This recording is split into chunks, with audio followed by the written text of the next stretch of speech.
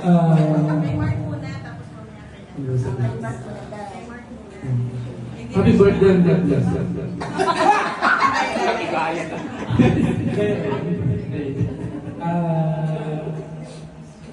Okay, saan problem?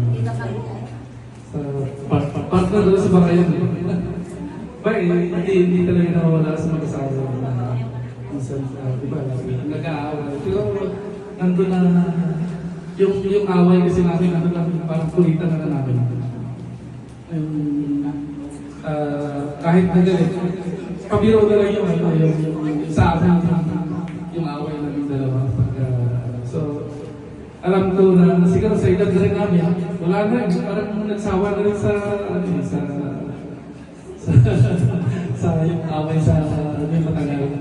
Iba usually dati pag nag-away matagal. Pero minuto lang wala na sa atin.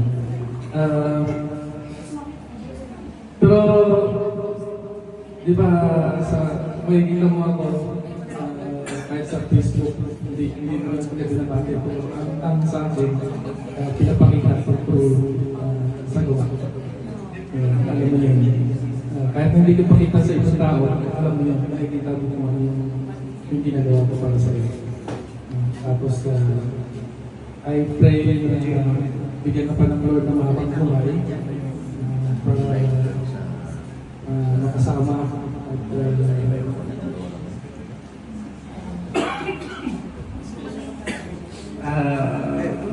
makapatman sa yung ating plano na maikot sa buong mundo. Amen. The right time.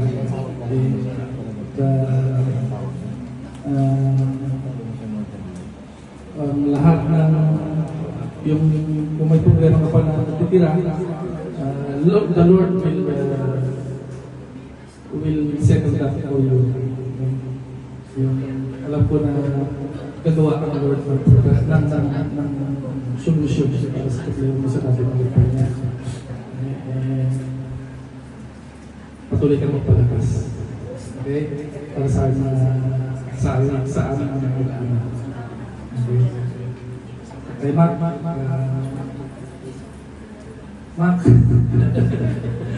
Okay,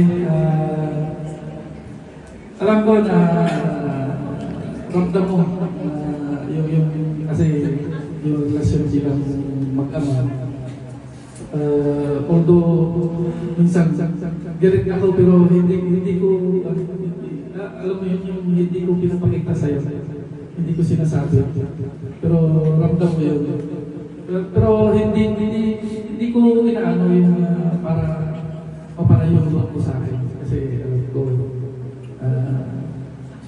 yun nga kasi sa akin pinalagay ko dati yung tatay ko sa palo.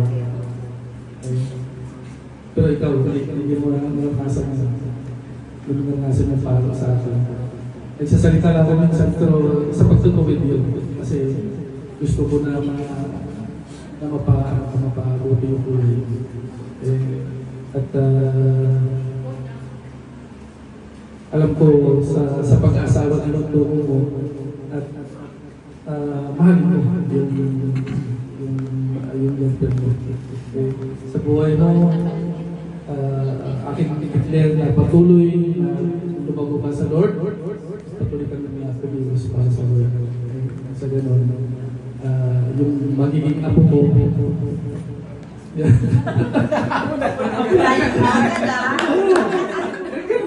ganun talaga lumabas. Ano yung shortcut? Makakilala ka sila. Kasi napakasarap naman na sa buhay na makita mo yung apo mo. Lord, naglalakad din natin sa Lord. Ayaw mo na magkaapo. Ayaw mo na. Ayaw mo na magkaapo. Ayaw mo na. Ayan, sige. Patuloy kang magpagamit sa Lord. Huwag mong bigyan ng chance na ang kalaban na makapagpinitin sa iyong buhay. Okay?